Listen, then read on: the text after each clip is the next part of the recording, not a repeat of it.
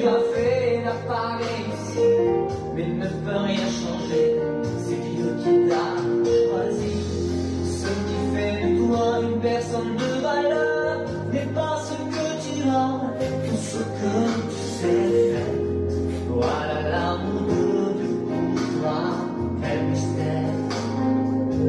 Tu es un miroir qui reflète l'image du Seigneur. Et si les gens ne te remarquent pas encore, le plus important est que Dieu reconnaisse ta valeur. Tu es inestimable, plus précieux que l'or et l'argent de la terre. Et si tu abandonnes, Dieu n'abandonne jamais. Il est près de toi pour te relever. Si le monde te faisait tomber,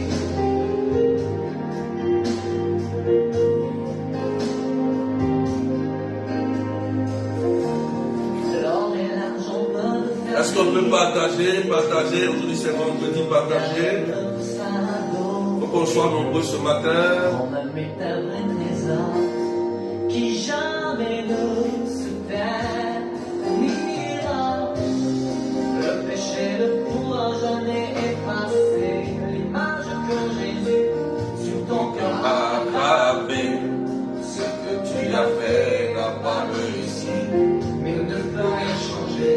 C'est Dieu qui t'a choisi. Ce qui fait de toi une personne de valeur n'est pas ce que tu as ou ce que tu sais faire.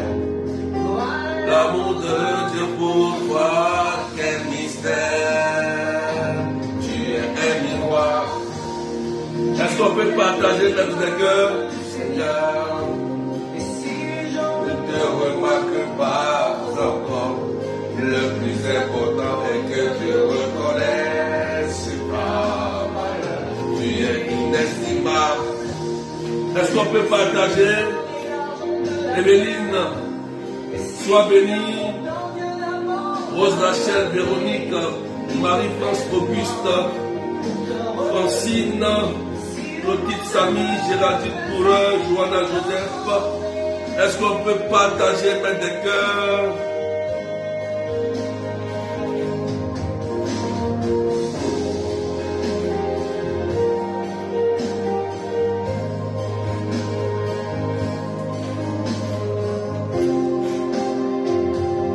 Tu es un miroir qui reflète l'image du Seigneur. Est-ce qu'on peut partager? Marie-France Yanké, accélérer les partages. Jenny Herman, inestimable. Faut qu'on soit nombreux ce matin, frères et sœurs. Pas comme jamais, il est près de toi pour te relever. Si le monde te faisait tomber.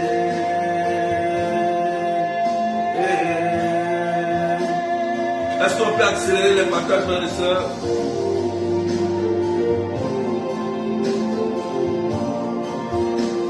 Épouse Malone Guillet, Nathalie, Chacha Diane, est-ce qu'on peut accélérer les partages ce matin? Est-ce qu'on peut accélérer les partages ce matin? Est-ce qu'on peut accélérer les partages ce matin? Waouh! On peut accélérer les partages ce matin. Il faut accélérer les partages. Accélère, accélère, accélère, accélère, accélère. Bergère Judith Coco, que Dieu te bénisse. Mon fils Mathieu, sois béni. Adélaïde, Josiane Lee, aujourd'hui, l'enseignement te donnera beaucoup de révélations. Tu seras bien nourri ce matin, ça sera costaud. Je dois te donner les clés pour fermer l'accès aux démons et après te donner les âmes de victoire. Donc, il faut partager. Je vais commencer tout à l'heure. On n'est pas encore nombreux, poussez un peu rapidement. Jeanne Zaré.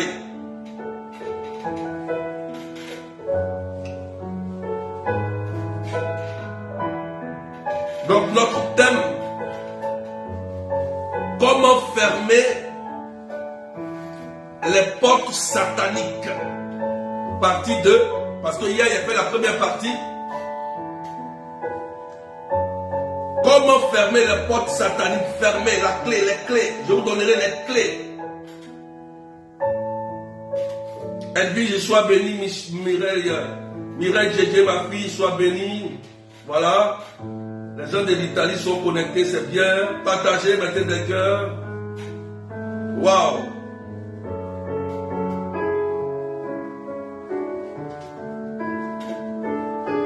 Comment fermer les portes sataniques? Partie 2. Et je vais te donner les clés. Il y a beaucoup de clés.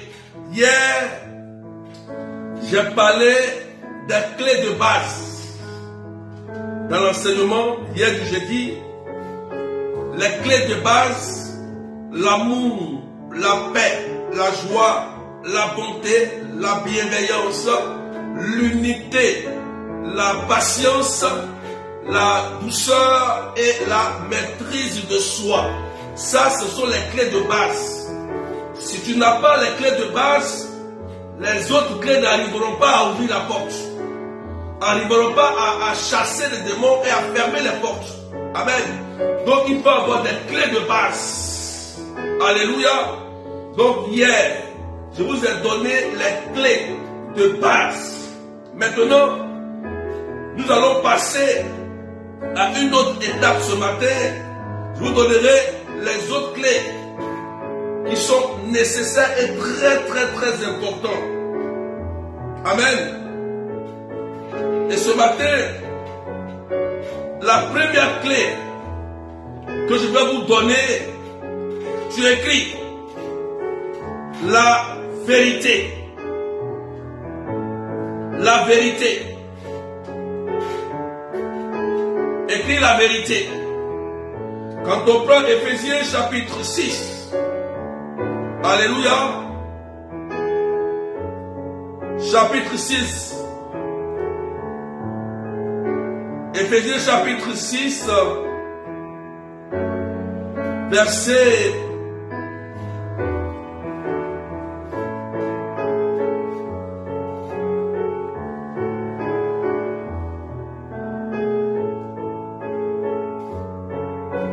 Est-ce qu'on peut partager?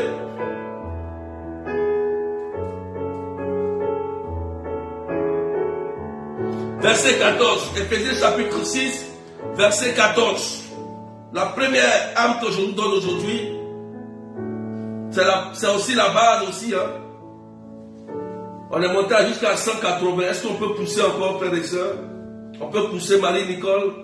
Voilà, la vérité. Paul le dit. Éphésiens 6, verset 14. Oui, tenez bon, ayez autour des reins le ceinturon de la vérité, portant la cuirasse de la justice. Amen. Pourquoi la vérité? Nous savons bien que le père du mensonge, c'est le diable. Donc ce qui s'oppose à la vérité, c'est le mensonge. Du moment où tu mens, où tu profères de fausses accusations, tu rentres dans le camp de l'ennemi et tu commences à faire l'œuvre maléfique. Donc la vérité est une cuirasse, c'est une ceinture. Lorsque vous portez souvent des vêtements, surtout nous les hommes, souvent nous sommes obligés de mettre la ceinture. Oui, la ceinture est nécessaire. La vérité qui est comme ceinture est nécessaire pour tenir face aux menteurs. Nous sommes face à un adversaire qui est un menteur. Et si nous sommes des menteurs, on travaille ensemble. Vous comprenez? C'est pourquoi Paul le dit aux Éphésiens chapitre 6, verset 14. Prenez la vérité comme ceinturon. La ceinture va te permettre de pouvoir bien tenir, rester solide. Donc, logiquement, pour fermer l'accès aux démons, il te faut la vérité. Et la vérité est une âme spirituelle. Par la vérité, tu seras justifié. Par la vérité, le diable ne trouvera pas d'accès pour t'atteindre, puisque tu es dans la justice. Vous comprenez? Voilà. Est-ce que quelqu'un me suit? Sois béni, béni de l'Éternel. Est-ce que quelqu'un me suit? Est-ce que quelqu'un me suit très bien? Est-ce qu'on peut partager, même si on est monté jusqu'à 549, on peut partager encore ce qui vient d'arriver. Quand tu arrives, tu as au moins 150 partages à faire. 150 partages. Je te donne les éléments. Si tu es un chrétien et que tu veux avoir la victoire, il te faut avoir la vérité en toi, la justice en toi, la vérité. Sinon, moi je te conseille, il ne faut pas aller chasser un démon. Ah oui. Parce que le démon, le père du mensonge, c'est le diable. Donc si tu es menteur et que tu dois provoquer le démon, il faut savoir que c'est lui qui est ton père. Lorsque tu es dans le mensonge, tu es dans le faux, c'est lui qui est ton maître.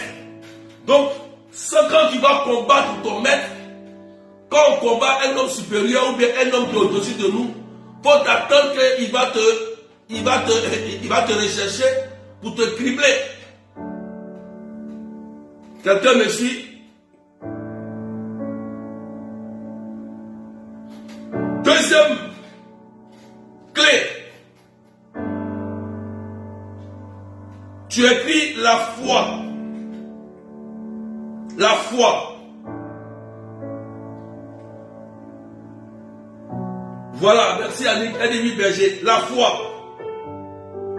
Donc maintenant, tu as l'amour, tu as la paix, tu as la joie, tu as l'unité en toi, tu as la maîtrise, tu as la douceur. Maintenant, tu as la vérité en toi. Maintenant, tu vas utiliser la foi. Parce que la foi n'est pas parce que tu n'as pas peur ou bien c'est un courage. La foi n'est pas un courage. La foi, c'est une puissance. Et cette puissance-là vient de quelqu'un. Oui, vient d'une force supérieure à toi. Donc pour l'utiliser, il faut que tu remplisses les conditions. Oui, c'est ça. Marc chapitre 9, verset 23 nous dit quoi? Marc chapitre 9, verset 23 qu'on va lire. Est-ce que quelqu'un peut partager, frères et sœurs? Ça va nous faire du bien ce matin. Marc 9, 23 qui dit: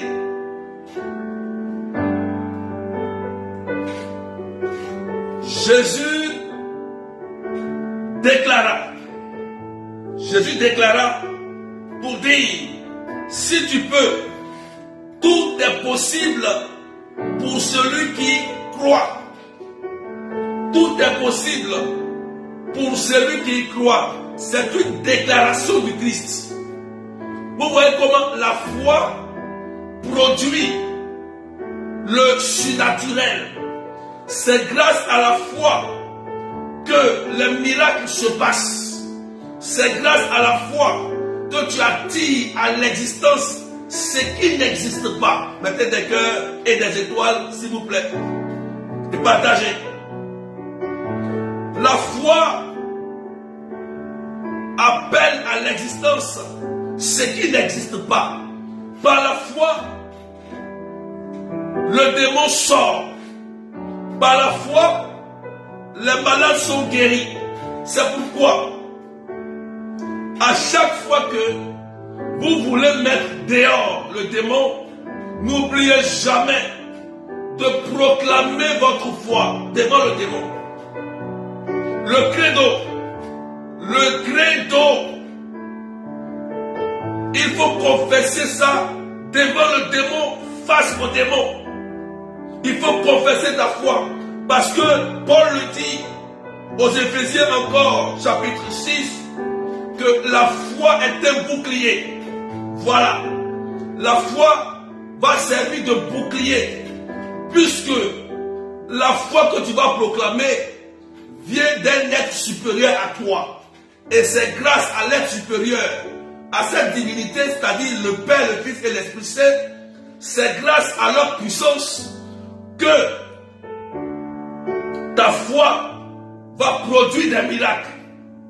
Donc, lorsque tu crois en ton Dieu, Père, Fils, Esprit Saint, en proclamant ton credo dans la foi, le démon qui est là, déjà, tu commences à désactiver ses mines.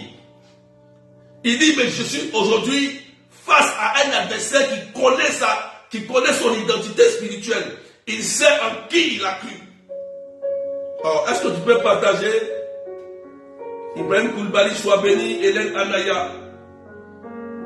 Est-ce qu'on peut pousser les partages encore, frères et sœurs? On peut pousser les partages, Jacqueline Lazare. Voilà la foi. Donc la foi est une faible assurance des choses qu'on espère, ce qu'on ne voit pas à l'œil nu. Ça dépasse les hommes, ça dépasse les savants, ça dépasse les grands médecins, les grands professeurs. Donc tout est possible à celui qui croit à la puissance de son Dieu. Ce Dieu, Père, Fils, Esprit Saint. Amen. C'est pourquoi, face aux esprits de famille, aux démons, aux attaques mystiques, il faut toujours confesser ta foi. Parce que c'est comme un bouclier qui descend sur toi, tu t'armes en même temps. Tout le monde connaît, je crois en Dieu, le Père, le Fils. Voilà, vous proclamez ça dans la foi. Troisième clé que je vais donner maintenant, on va rentrer un peu en profondeur. On va rentrer maintenant en profondeur. Si vous n'avez pas ces autres clés que j'ai citées, ce que je vais dire maintenant ne sert à rien. Vous comprenez?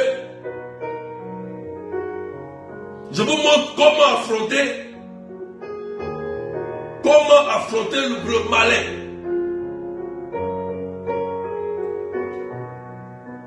Troisième clé que je donne, c'est le jeûne.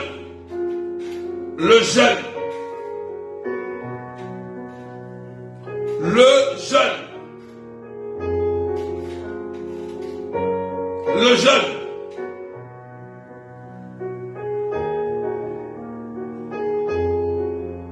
Il faut écrire le jeûne.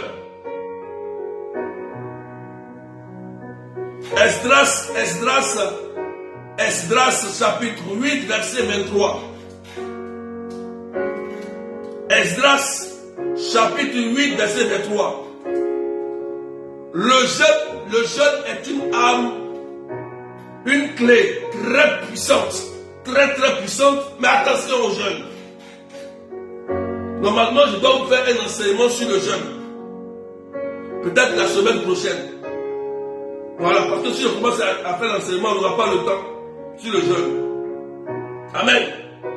Écoutez bien. Le jeûne. Esdras chapitre 8, 23. C'est pour cela que nous avons jeûné et recherché notre Dieu. Et il a accueilli favorablement notre prière. Vous comprenez? Il a accueilli favorablement notre prière. Esdras chapitre 8, verset 23. Attention au jeûne. Attention au jeûne. Le jeûne est différent de la grève de faim. Il y a des gens, par exemple, qui disent je ne mange pas aujourd'hui. Pour eux, ils jeûnent. La jeûne, ce n'est pas faire grève de faim. Je ne mange pas, je veux maigrir. C'est pourquoi je ne mange pas, je fais une cure d'eau. Non. Le jeûne est une arme puissante contre certains démons supérieurs. Jésus dit à ses disciples qui sont allés chasser le démon, ces mêmes disciples qui ont chassé, qui ont guéri des malades, le démon les a bastonnés, ils sont revenus, il dit, mais pourquoi vous êtes manqué de foi et de discernement, d'incrédulité? Que ce genre de démon-là, il ne peut partir que par le jeûne et la prière. Ah oui. Donc, vous allez voir que il y a des démons supérieurs qui doivent être chassés par le jeûne. Et n'oublions pas que nos ennemis, pour nous faire du mal, sorciers, eux aussi ils jeûnent. Donc, quelle est la différence entre le jeûne de nos ennemis et nous, notre jeûne? Il y a une différence. Eux, ils jeûnent pour faire du mal, nous, on jeûne pour faire du bien. Et dans le jeûne, il y a plusieurs manières de jeûner. Vous voyez, il y a plusieurs manières. Tout le monde peut jeûner. Tout le monde peut jeûner. Même si tu es malade, que tu prends des médicaments, on peut te dire fais un jeûne et prends de l'eau, du pain et puis un fruit pour que tu aies cette force. Pourquoi? Parce qu'une maladie peut être mystique.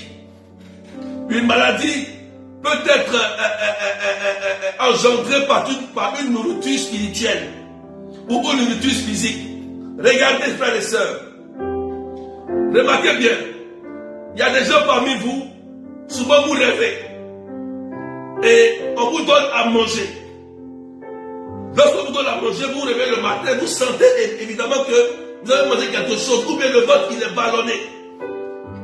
Ou bien tu te lèves le matin, tu sais que tu es rassasié, ton ventre il est ballonné. Oh, tu as fait un rêve et on t'a donné de la nourriture mystique.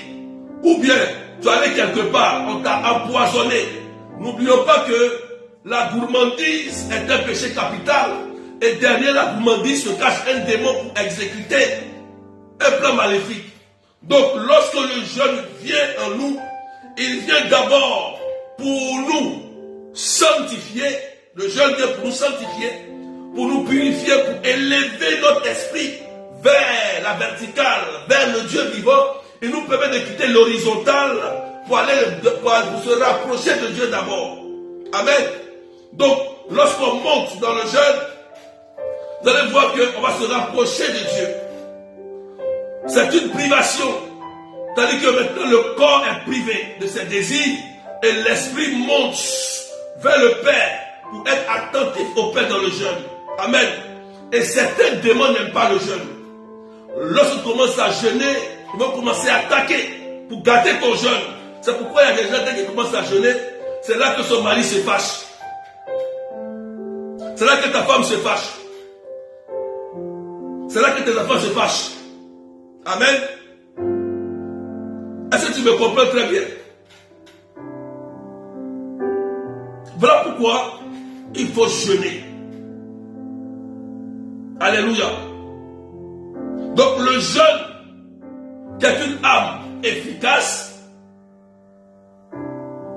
est très important pour chasser les démons impurs. Si vous avez un mari de nuit, ou vous êtes dans la masturbation, ou bien dans le désordre sexuel, ou la prostitution, ce qu'il vous faut, c'est le jeûne. Oui, je vous donne la clé, c'est le jeûne. Le jeûne va t'amener à tuer les désirs démoniaques du démon. Le jeûne va t'amener à détruire les actes sataniques que le démon t'inflige dans ta pensée ou sur ton corps. Oui, parce que comment le diable il fonctionne? D'abord, il te met une pensée et la pensée maintenant va prendre le cœur et le cœur va vouloir réaliser les désirs du démon. Voilà comment on va commettre l'adultère, on va commettre le désordre sexuel, on va commettre de l'impureté. Et si tu ne jeûnes pas, tu ne peux pas t'en sortir. Tu vas beau prier, tu vas faire cette prière, tu vas casser, tailler. Mais ces genres de démons, comme Dieu le dit, Ce genre de démon, c'est un démon impur. Et le démon impur, pour le chasser, nous avons besoin de sanctification, de pureté. C'est la pureté qui chasse l'impureté. Ami, le jeûne. Je crois que la semaine prochaine, par la grâce de Dieu, si je peux décortiquer comment jeûner, parce qu'il y a des gens qui ne savent pas jeûner. Il faut que j'explique la puissance du jeûne. Il faut que j'explique ça. Rappelez-moi, quelque part, peut-être envoyez-moi en commentaire, berger, vous avez dit que vous allez faire l'enseignement sur la puissance du jeûne. Voilà. Pour que je puisse donner, pour que pas que j'oublie. Rappelez-moi quelque part dans un WhatsApp, dans un commentaire, dites-le moi s'il vous plaît. Parce qu'il faut que je vous explique comment jeûner et comment le jeûne est puissant. Amen. Mais, lorsque nous jeûnons, regardez dans Esdras chapitre 8, 23 tout à l'heure. C'est pour cela que nous avons jeûné et recherché notre Dieu. Vous voyez, le jeûne nous amène à rechercher Dieu. Et dès que nous avons trouvé, il a accueilli favorablement notre prière. Donc le jeûne plus la prière. On ne peut pas jeûner sans prier.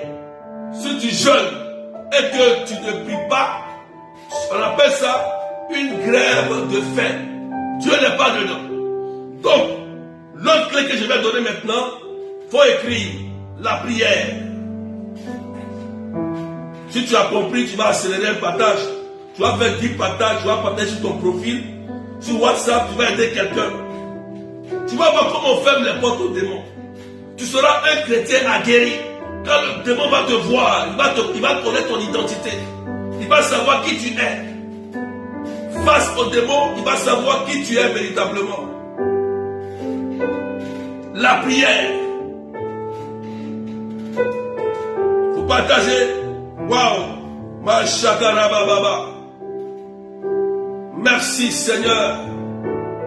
Merci Jésus. Matthieu chapitre 6, verset 7. Matthieu chapitre 6, verset 7. La prière.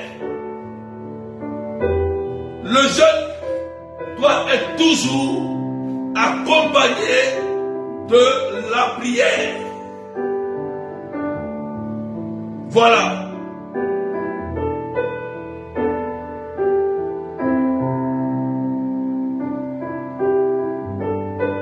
Jésus nous dit, dans Matthieu chapitre 6, verset 7, lorsque vous priez, ne rabâchez pas comme les païens. Ils s'imaginent dans leur tête, ils s'imaginent qu'à force de paroles, ils seront exaucés. Ah Dieu! Quand j'ai lu ce verset ce matin, j'ai commencé à réfléchir encore cette fois. Matthieu chapitre 6, verset 7. Il dit, quand nous prions, ne rabâchons pas comme les païens qui pensent que comme ils sont en train de crier, ils ont beaucoup de paroles, ils parlent trop, ils parlent bien, ils mettent les virgules, je ne sais pas, il ne faut pas de faute. Ils pensent que c'est à cause de ça ils sont aux essais. Alors ils vont prier, ils vont bien parler, tu les vois prier, oui. Ils vont bien parler, ils vont bien améliorer le langage. Frères et sœurs, moi souvent quand je prie, souvent même je rate même des virgules. Voilà. Amen. La prière. Le Christ nous dit, vous priez, vous ne recevrez pas parce que vous priez mal. Vous priez mal. Et aussi, il faut qu'on fasse un enseignement sur la prière exaucée. C'est un thème. La prière exaucée. C'est pourquoi souvent je fais des prières d'exaucement. Et je prends l'évangile, je vous explique. Parce que lorsque l'évangile est relâché, il faut toujours savoir ce qui est caché. Attention, le Christ dit quoi? Il dit, ma parole ne retourne jamais à moi sans opérer le miracle qu'elle a été annoncé. Jamais.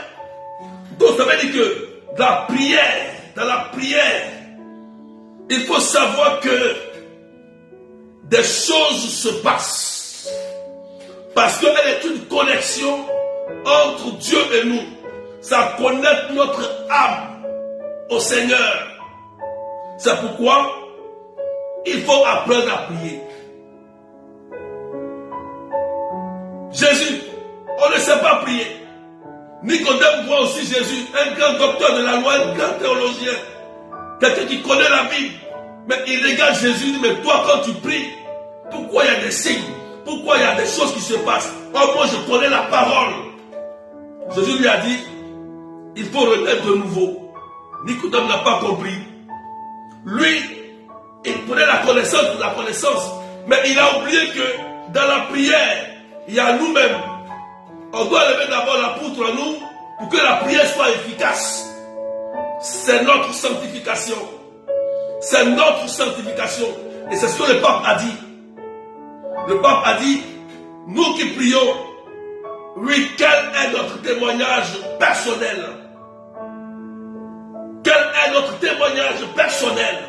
Donc pour que ta prière soit efficace, la première chose à faire, enlève vite la poutre qui est dans ton œil avant d'enlever la poutre, la paille dans l'œil de l'autre.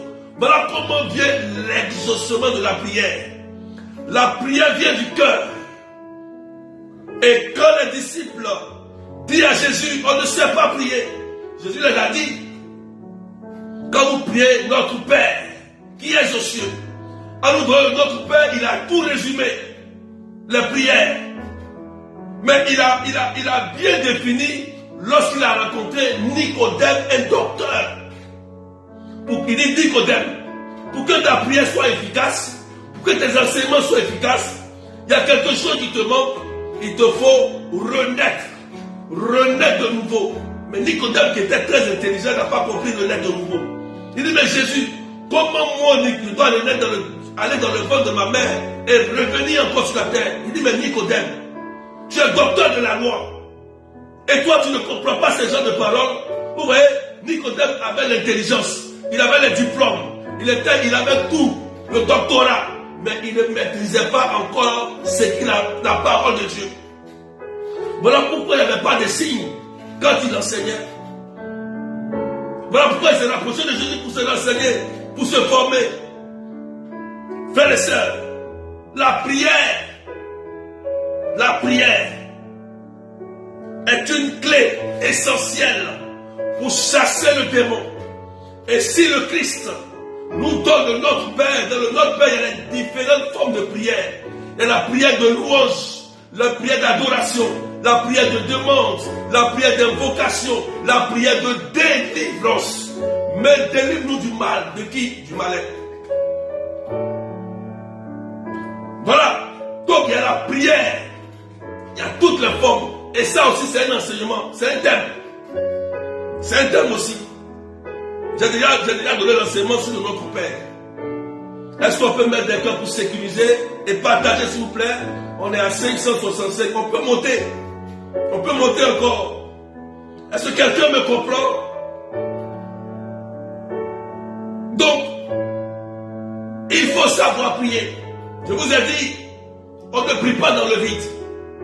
Lorsque tu vois un médecin et que tu vas rencontrer le médecin, tout de suite, il ne te dit pas, tiens un médicament, soigne-toi. Le médecin va prendre le temps d'être examiné. Il va dire, mais attention, on dirait que tu as ça. Mais on va aller encore en profondeur. On va écouter, on va voir, on va t'écouter, on va scanner et on va détecter le mal. Lorsqu'on détecte le mal, on va lui donner le médicament qu'il faut. Voilà pourquoi, souvent je vous dis quoi? Venez à l'écoute spirituelle. Voilà pourquoi les hommes de Dieu ont fait des écoutes spirituelles. L'écoute spirituelle permet de traiter la source de ton cas, le vrai problème de ton cas. Et on te donne le cheminement qu'il faut. C'est pourquoi lorsqu'on vous donne un cheminement de prière, un berger, bon responsable, ou bien un homme de Dieu, ou bien votre père spirituel, vous donne un cheminement de prière. Logiquement, le cheminement de prière, ça règle ton cas. C'est pour régler ton cas. Si tu le fais bien. Si tu prends bien tes médicaments, Si tu fais bien ton cheminement, tu auras la guérison, tu auras la délivrance, tu auras la restauration. J'ai beaucoup de témoignages. Il y a des gens à qui j'ai donné des cheminements de prière. Mais je n'étais même pas obligé de prier pour eux. Ils reviennent après et disent, berger, vraiment merci. Ce cheminement a changé ma vie.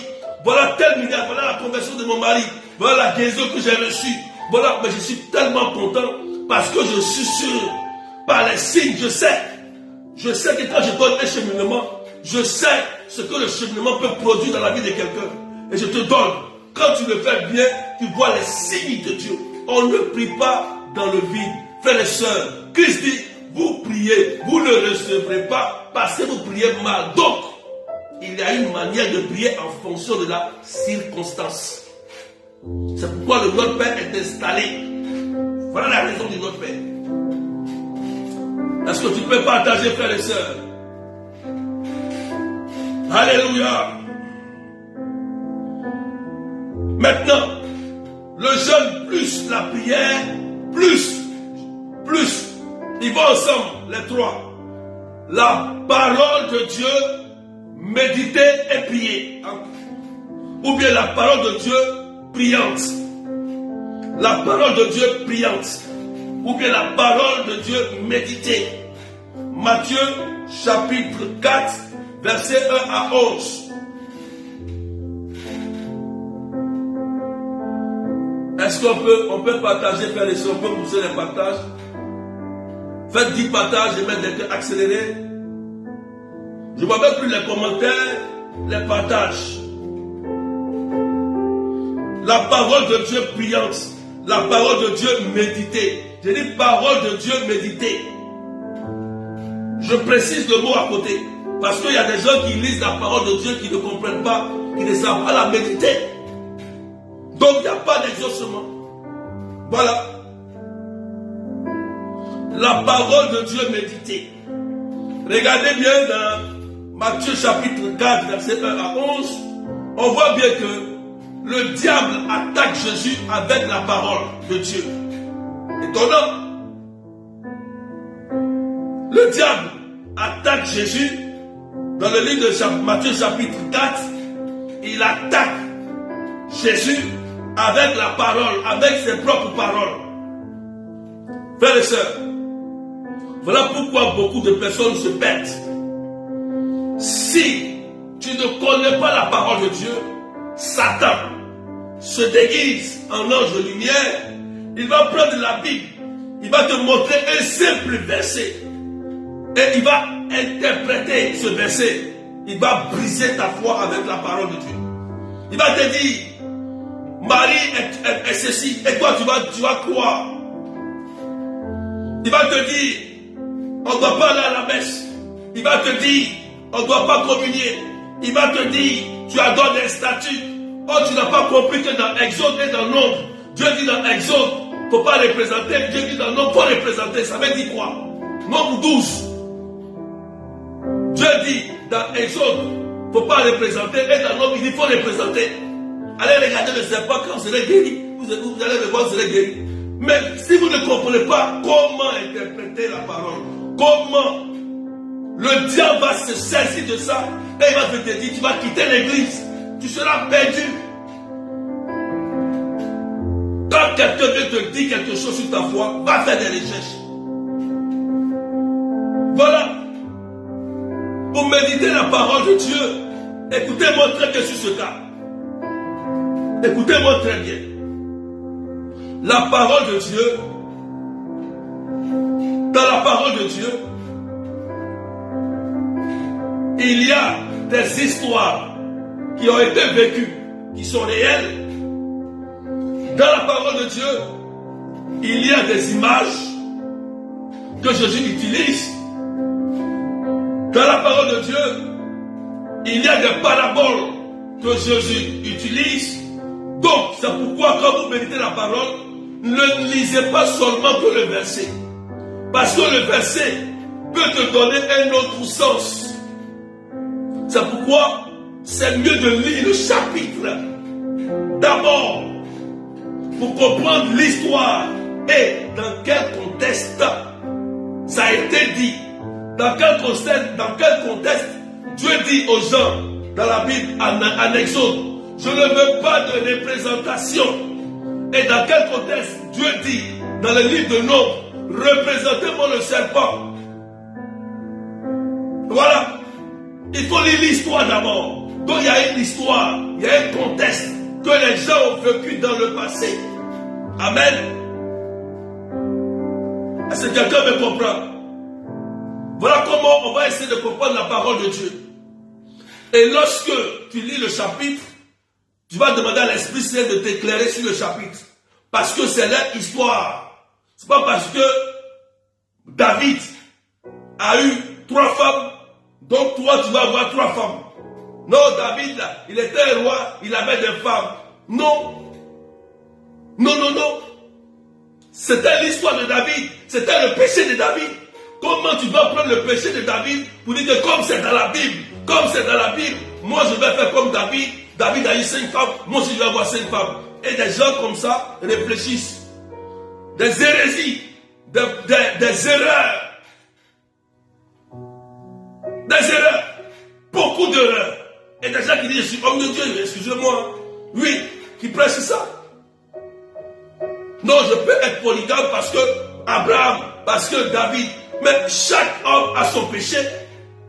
Pourquoi tu vas prendre le péché d'Abraham, le péché de Jacob? Jacob était trompeur, il a trompé son frère, mais après il s'est converti. David avait plusieurs concubines, il a même tué, fait tuer son meilleur soldat pour prendre sa femme. Il a payé le prix, hein. Il a payé. Pourquoi il a payé le prix? Pourquoi l'enfant est mort? Parce que Dieu n'aime pas ce que David a fait, mais Dieu aime David. Dieu n'aime pas ce que David a fait, mais Dieu aime David. Il n'aime pas l'acte qu'il a posé. Voilà pourquoi le prophète lui a dit que l'enfant mourra. Mais Dieu ne t'a pas épargné ta vie. Donc, faites attention dans la méditation de la parole de Dieu. Parce que un sophiste peut venir vous égarer. Le diable utilise ça aujourd'hui. Il utilise notre propre âme, la plus puissante qui est la parole de Dieu, pour nous détruire. Pour nous détruire. C'est pourquoi il est important de prendre le temps de lire la Bible en entier. Voilà. Moi, quand je commençais, j'ai pris mon temps, j'ai lu d'abord les 4 évangiles. Est-ce qu'on peut partager, s'il vous plaît, frères et sœurs? On peut partager encore? Est-ce que quelqu'un me suit? Donc, n'oubliez pas que dans la Bible, il y a certains rois, hommes de Dieu dans la Bible, qui avaient leur péché. Ça ne veut pas dire que ce péché qu'il a commis, que toi aussi, tu vas commettre. Non, non, non. Dieu va te chicoter pour ça. C'est une histoire, c'est un exemple pour dire, voilà, voilà, voilà. Ne fais pas. Fais ça, fais ça, fais ça. Ça vient pour t'enseigner. Les anciens nous enseignent. Si quelqu'un me comprend. Maintenant, quand tu trouves bien le contexte des choses, tu vas actualiser la parole de Dieu dans ta vie. Tu vas dire maintenant, en fonction de ce que j'ai médité, quel enseignement ça m'apporte. Comme j'ai vu que David, par exemple, était le choix de Dieu, et que David a vu la femme de son général, et il est sorti avec la femme de son meilleur général, et il a fait tuer au front, et que voilà ce qui est arrivé à David. Mais qu'est-ce que cela m'enseigne? Ah, je ne dois pas faire comme David, parce que David, ce qu'il a fait n'est pas bon. Dans ma vie, peut-être que je suis un homme adultère, je fais des trucs qui ne sont pas bien, Seigneur. Non, il faut que j'arrête ça. Tu prends conscience maintenant. Tu prends conscience. Tu actualises la parole de Dieu dans ton vécu, dans ton présent. Ah Seigneur, j'ai appris que elle parlait mal de Moïse. Et tu l'as frappé d'une lèpre. Donc Seigneur, j'ai fait attention à ma bouche pour ne pas critiquer l'homme de Dieu, pour ne pas avoir aussi cette même maladie. Tu vas commencer à méditer sur la parole, à actualiser ça dans ta vie. Tu vas commencer à faire attention. Voilà comment on médite la parole de Dieu. Tu l'actualises en toi-même maintenant. Voilà comment ça va produire de la puissance.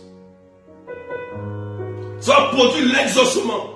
Parce que tu as percé le mystère de la parole que tu as médité. Et c'est là que ça devient brillante. Ça devient brillante lorsque tu perces le mystère.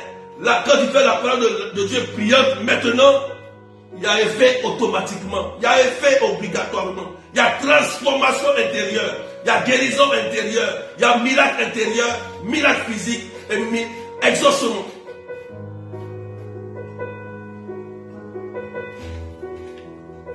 Que Dieu bénisse la vie de quelqu'un. On peut partager? Est-ce que tu as compris? Est-ce que tu as compris ce que j'ai dit? La méditation de la parole de Dieu relie notre esprit à Dieu. Celui qui ne médite pas la parole de Dieu ne peut pas entendre la voix de Dieu. Il va entendre la voix de son cœur et la voix du diable. Voilà pourquoi beaucoup se trompent. Beaucoup ne méditent pas la parole et disent je prie seulement. Non. Une prière est basée sur la parole de Dieu.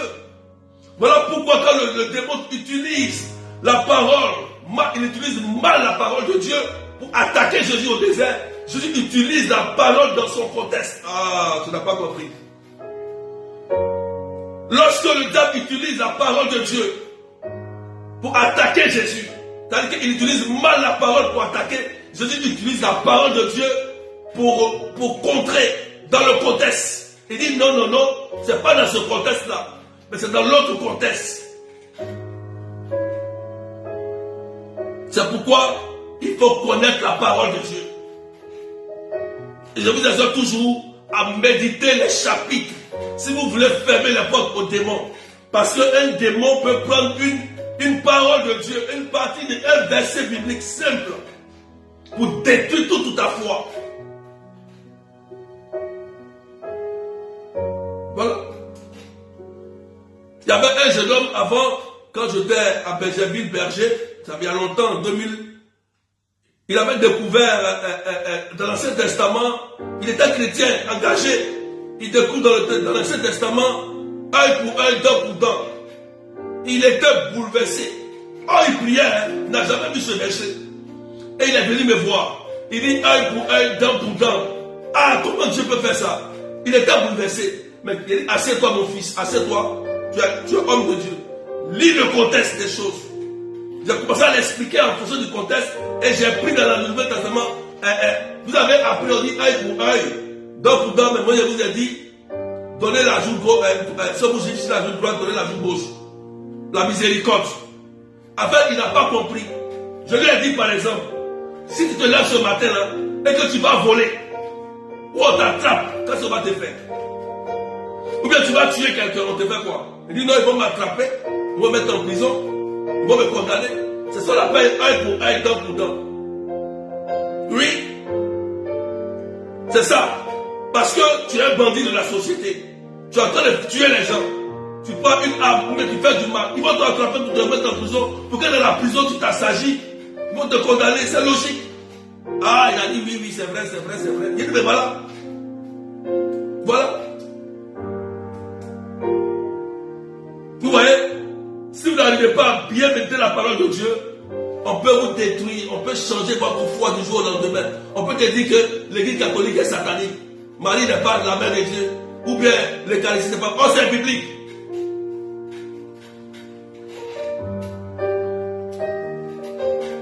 Amen.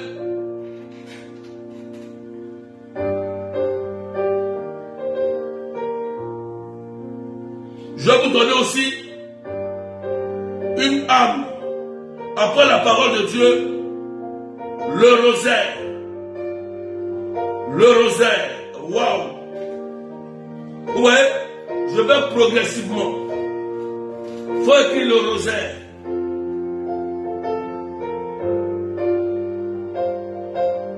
Si tu n'as pas la révélation du rosaire, ah, vraiment. Dans Luc chapitre 1, dans tout le chapitre de Luc, on retrouve le rosaire. Ça commence par là-bas. Et le rosaire, attention, le rosaire, c'est la méditation. C'est la prière méditée de la vie de Jésus. Le rosaire, c'est la prière méditée de la vie de Jésus avec Marie. Voilà. Faut écouter ce qu'il a dit. Hein. Le rosaire, c'est la prière méditée de la vie de Jésus. Chaque étape de la vie de Jésus avec Marie, avec sa mère. Parce qu'une maman connaît son fils. Une maman s'est sentie à quel moment son fils veut et il ne veut pas. Au nord de Cana, Jésus n'a pas fait de miracle. Il n'a jamais fait de miracle. Il a quitté au désert, il est arrivé. Il y a un mariage proche de Cana, il est allé avec sa mère. Les gens ont bu, ils sont ivres. Ils ont tellement bu, il n'y a plus de vin. Mais Jésus, il est Jésus. Il va voir sa maman. On dit, ah, le vin est fini. Elle est sans le premier miracle de Jésus. C'est mystérieux. C'est un mystère. Comment Jésus qui est Dieu, il sait tout, il connaît tout. Et au moment où il doit faire un miracle, il dit que son heure n'est pas encore arrivée. Jésus. Et c'est Marie qui pousse son fils à faire le premier miracle de la Bible. Ça écrit, le premier miracle de la Bible fut poussé par Marie vers Jésus et Jésus fait ce miracle. C'est pourquoi nous méditons dans le rosaire chaque étape de la vie de Jésus avec sa maman. C'est ça le rosaire. C'est pourquoi elle est la deuxième prière la plus puissante. Elle est une bombe dans la délivrance. Le démon n'aime pas le rosaire. Le démon va combattre le rosaire jusqu'à la fin du monde. Il le sait. Moi je vais donner 2 témoignages. Pour moi-même. Je ne peux pas le témoignage moi-même ce que j'ai vécu avec le rosaire.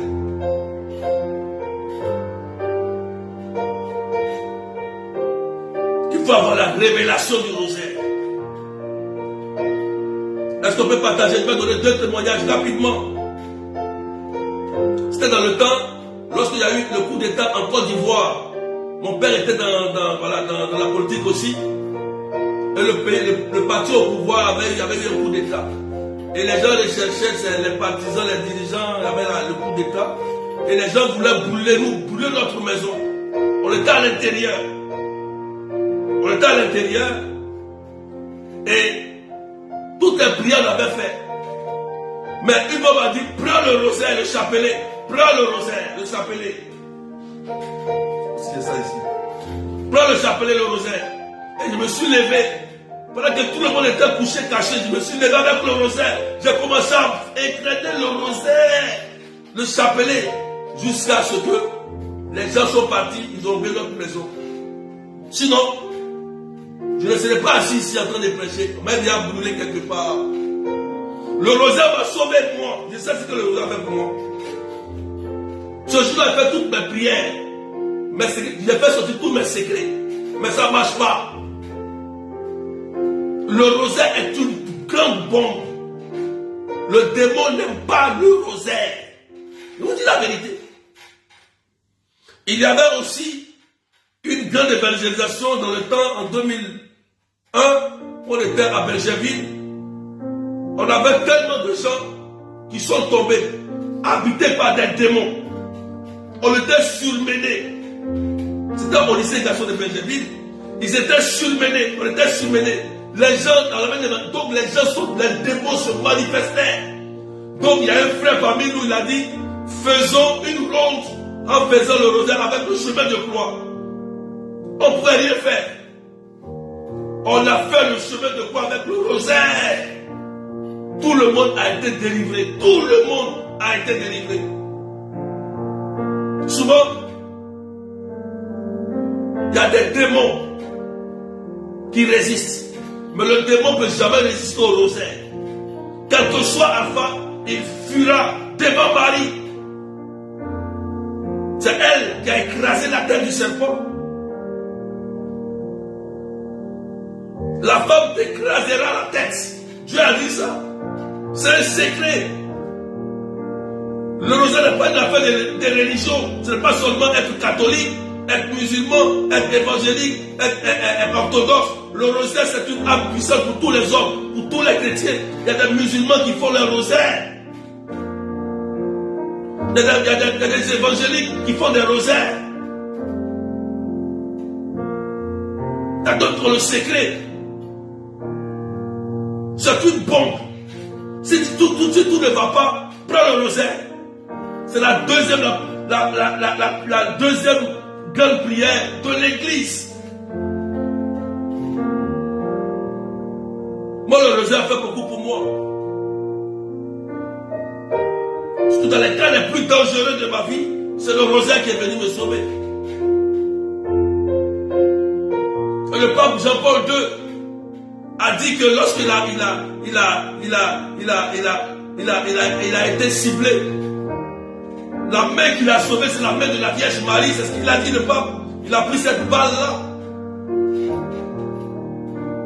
Après, il est allé confesser son bourreau en prison. Il dit, c'est la main de la Vierge Marie qui a détourné la balle. Tous les grands saints, les grands charismatiques, les Padre Pio, les Saints Benoît, c'était des amoureux du rosaire. C'est pourquoi quand on invoque leur nom, le diable pleure, le diable fuit. Parce qu'ils étaient amoureux du rosaire. Et le rosaire, c'est la méditation de la vie de Jésus avec sa maman qui connaît bien Jésus. Parce que Jésus, souvent, il est là. Et il ne veut pas faire. Mais Marie dit à son fils, mais il faut faire. La fille, il faut faire Jésus, pardon, faire. Comme il obéit à sa maman, il fait. Il obéit à Jésus, il fait. Donc le rosaire, c'est pour l'humanité. C'est pourquoi souvent on consacre Notre-Dame du Rosaire, Notre-Dame de Lourdes à certains pays pour que la guerre s'arrête. On a vu, remarquez, dans la guerre, même ceux qui ne sont même pas catholiques, il y a plein dans la guerre qui ont vécu des guerres. Marie est venue aider beaucoup de pays dans la guerre, dans les guerres mondiaux. Oui, c'était le rosaire. À Hiroshima, la bombe a été larguée sur Hiroshima. Il y avait les moines qui étaient là-bas en mission, dans la prière. Ils n'ont pas été atteints. Regardez sur le net, ça est là encore. C'est le rosaire. Il y avait la guerre dans le pays. Mais le rosaire les a maintenus en vie. Aujourd'hui, beaucoup de gens ne veulent pas faire le rosaire. Oui, parce que le diable combat le rosaire. Dès que tu commences le rosaire, tu commences à bailler, tu commences à dormir. Parce que le diable n'aime pas cette prière. Il n'aime pas. Ça va le faire du mal. Ça va le détruire. Il sera obligé de partir. C'est pourquoi il fait tout. Il va combattre le rosaire. Jusqu'à la fin du monde, il va combattre le rosaire, le diable. Mais il est déjà vaincu. Il ne peut rien contre le rosaire. Est-ce que quelqu'un peut partager, s'il vous plaît? Je vais terminer par le dernier point. Dimanche soir, nous allons prier. Dimanche soir, 18h, n'oubliez pas. 18h de Paris. 18h, notez ça rapidement. 18h de Paris, nous allons prier. Je termine par le dernier point. La messe. La plus grande prière de l'Église. La plus grande clé pour fermer les portes aux démons, c'est la messe. C'est pourquoi je vous invite à bien participer à la messe. Vous voyez, le diable, dès qu'il y a des gens qui arrivent à la messe, il commence à dormir. Parce que vous savez, les plus grandes prières, remarquez bien, lorsque vous commencez à faire une bonne prière, surtout dans la messe et le rosaire, l'esprit d'assouplissement vient toujours. Et il va souffler. Tu vas commencer à bailler. Ah, c'est long. Ah, la prière est longue. Oh, tu vas commencer à dormir. Ton esprit commence à balader. Ça balade. C'est le démon qui fait ça. Donc, la messe, Actes chapitre 2, Actes chapitre 2, verset 42, Actes chapitre 2, on va terminer par là. Actes chapitre 2, on va voir l'exemple des apôtres. Actes chapitre 2. Actes chapitre 2, verset 42. La dernière clé que je donne, la dernière clé, c'est la plus grande prière de l'église, la messe. Voilà, Juliana dit, c'est mon cas, berger, je confirme. Voilà, dès que le rosaire va commencer, la messe va commencer, dès que tu commences à ronfler. Dès que la prière finit net, tu te retrouves, tu es à l'aise. Il y a des gens comme ça. Il y a des gens comme ça. C'est l'esprit d'assouplissement qui fait ça. Il faut le chasser. C'est pas normal. La messe, on participe à la messe. On ne vient pas à la messe pour faire acte de présence. Il y a des gens même qui viennent à la messe, ils ne sont pas en état de grâce, ils seront communiés. Allez lire 1 Corinthiens chapitre 11. tu ne vas plus jamais communier en état de péché. C'est à cause de ça que vous avez des maladies, des infirmes et des morts prématurés, parce que les gens vont communier de façon indigne. Paul le dit aux Corinthiens, 1 Corinthiens chapitre 11. Allez lire tous les chapitres. C'est la plus grande prière de l'église, on ne joue pas avec la messe, c'est pas possible. Notez ça, 1 Corinthiens chapitre 11. D'autres ont la rancune, le cœur. Ils ont des choses dans leur cœur et ils s'en vont communier comme ils vont communier comme si ils font de l'apparence. Tu vas aller te condamner toi seul. Tu vas aller créer ta propre tombe toi seul. Tu ne peux pas aller communier si tu n'as pas un état de grâce. Les pères nous le disent. Ceux qui sont, sauf ceux qui sont en état de grâce, peuvent communier. Quand un père te dit, il ne faut pas communier, c'est pour ton bien. Parce que vous ne connaissez pas que la communion, c'est Jésus lui-même. C'est Jésus lui-même. Et pour prendre Jésus, il faut être en état de grâce. Parce que si tu mélanges le péché de Jésus, ça engendre la malédiction. Or, la malédiction engendre quoi? La mort, la maladie. Bon, les pères n'ont pas le temps de vous expliquer. Ils n'ont pas le temps de vous expliquer ça. Mais si tu prends ton temps pour aller méditer la parole de Dieu, tu ne vas plus jamais aller à la messe et communier indignement. Ton cœur est chargé, tu vas prendre la communion.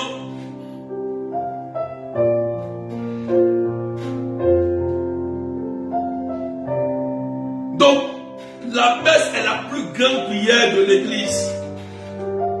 Il n'y a pas une prière de charismatique qui est plus au-dessus de la messe. Non, jamais.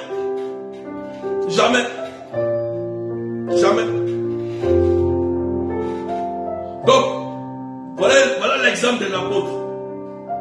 Actes chapitre 2, verset 42. Ils étaient assidus à l'enseignement des apôtres et à la communion fraternelle. Et à la communion fraternelle. À la fraction du pain et aux prières. Notez bien ce verset. Et la crainte de Dieu était dans tous les cœurs à la vue de nombreux prodiges et de signes accomplis par les apôtres.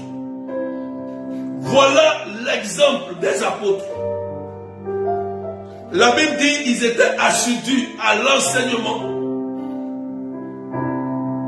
à la communion fraternelle, à la fraction du pain et aux prières. Donc, vous voyez comment il est important d'être assidu. Quand on dit à prière, c'est là qu'il y a d'autres qui vont se plaindre. Quand on dit à la messe, c'est là qu'ils vont pas. Le cas est toujours comme ça. Remarquez très bien. Lorsque vous voulez faire une prière, je vous donne ce secret-là. Écoutez-moi, je vais terminer par là. C'est un secret. Si vous voulez aller à une prière et qu'il y a un empêchement qui vient subitement, ça veut dire que ce jour-là, c'est le jour de votre exaucement, mais comme le démon, l'esprit malin, sait, il va bloquer. Il va créer un problème de transport, il va créer un problème de découragement, il va créer des choses pour ne pas que tu ailles à la messe, pour ne pas que tu ailles à la prière. Parce que Dieu a des jours où il décide de t'exaucer. Et quand Dieu décide ce jour-là, comme Satan est à l'affût, il te guette. Il dit, ah, c'est aujourd'hui. Oui, c'est la même chose. Daniel a vécu. L'ange de Perse a combattu Saint Gabriel archange pendant 21 jours. Il a fallu Saint Michel archange pour venir combattre ce démon qui gouvernait ce pays-là, Perse. Vous comprenez? Daniel a persisté dans sa prière et l'archange Gabriel a invité Saint Michel et Saint Michel a vaincu le démon de Perse après 21 jours. Et c'est le secret que je vous donne. C'est le secret que je vous donne. À chaque moment que vous voulez faire une prière sérieuse, ou pour la décision d'aller à la prière ou à la messe ou au chemin de croix, ou pour faire votre prière de messenger, il y aura toujours des attaques. Toujours. S'il n'y a pas d'attaque, c'est qu'il va rien se passer. Il y a toujours l'attaque. Le diable va chercher à vous empêcher, à vous énerver, a fait quelque chose pour vous empêcher. Remarquez, vous êtes beaucoup. Il y a plein qui ont été guéris des cancers dans les groupes Messenger que nous faisons. Plein ont eu l'exaucement. Plein, beaucoup de personnes. Vous êtes connectés, vous êtes nombreux. Combien de fois Dieu, c'est que Dieu a fait pour vous? Plein, beaucoup de personnes. D'autres même disent, mais j'allais dormir même, et puis quand ça a sonné, je me suis réveillé, et puis Dieu m'a guéri. D'autres disent, mais berger m'avait appelé, et puis j'ai poussé de la prière, j'ai été guéri, j'ai été restauré. Parce qu'au moment où tu veux prier, le diable souffre, et puis tu dors. Oh, tu as prié tout à l'heure. Que Dieu vous bénisse. Que Dieu vous bénisse. Je vous ai donné l'enseignement qu'il fallait pour que vous soyez autonome. Allez sur YouTube, allez lire, allez écouter tous les enseignements des portes d'entrée satanique et comment fermer les portes. Je vous ai déjà donné. Et j'ai même fait la prière d'auto-délivrance. Souvent, on n'a pas le temps. On n'a pas le temps de faire la délivrance. On peut avoir du temps pour vous, pour prier pour certaines personnes. Mais si vous écoutez bien les enseignements et que vous les mettez en pratique, vous pouvez être autonome dans la foi. Donc, la messe est importante. Je vous conseille, tous ceux qui peuvent, de faire les messes de semaine. Les messes de semaine. Soit tôt le matin, c'est aussi important. Le diable a peur de la messe. Et de communier, de vivre les sacrements dans la messe, le sacrement de pénitence que j'ai même oublié, parce qu'il est important le sacrement de pénitence que j'ai omis tout à l'heure. Oui, le sacrement de pénitence nous permet de fermer la porte aux démons, c'est-à-dire la réconciliation, la confession, va voir le Père, parce qu'un péché qui n'est pas confessé n'est pas pardonné. C'est pourquoi quand on pêche, on court pour aller voir un prêtre. On a péché. Mais le Père ne te juge pas. Il te donne la solution. Il enlève ce péché sur toi. Jésus-Christ. Et tu es libre, tu es en paix. Et c'est fini. Quand le Père te donne la solution, le péché est enlevé. Il ne doit plus revenir. Il t'a confessé pour l'avortement, c'est terminé. Dieu a déjà enlevé. Mais le diable est tellement malin, il va remettre ça dans la tête des gens. Ah, oui, ça revient. C'est le démon qui fait ça. Quand le combat dit, arrière de moi, Satan. Arrière de moi, Satan. Lorsque tu as été confessé, tu t'es bien confessé, tu as tout dit, tu t'es libéré le cœur, il n'y a aucune chose qui te condamne dans ta pensée, dans ton cœur, tu es libre. On ne va pas à la confession à moitié. Sinon, tu ne seras pas pardonné. On n'est pas semblant, on ne fait pas semblant à Jésus. Il te connaît le Christ. Les confessions pascales ont commencé. L'église a déjà mis en place. C'est le moment, la semaine sainte commence bientôt. C'est le moment que nous tous, y compris moi-même et tout le monde, rentrons en nous-mêmes, allons fouiller dans nos vies, nos péchés, et prenons la décision de les évacuer dans la confession. Le Père nous donnera la solution.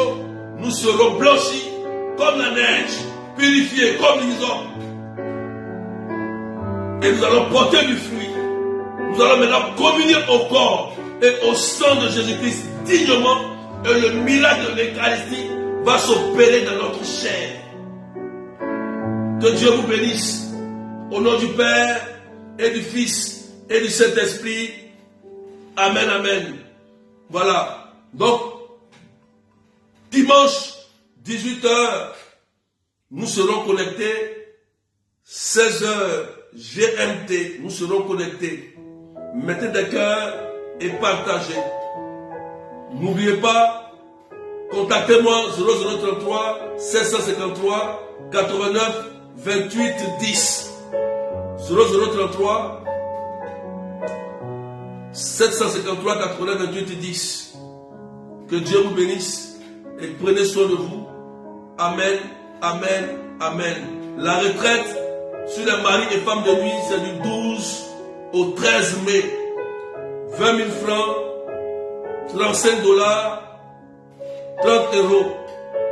Donc, inscrivez-vous rapidement sur le numéro ou ceux de l'île Maurice auprès de la sœur Claudette et d'autres auprès de leurs responsables.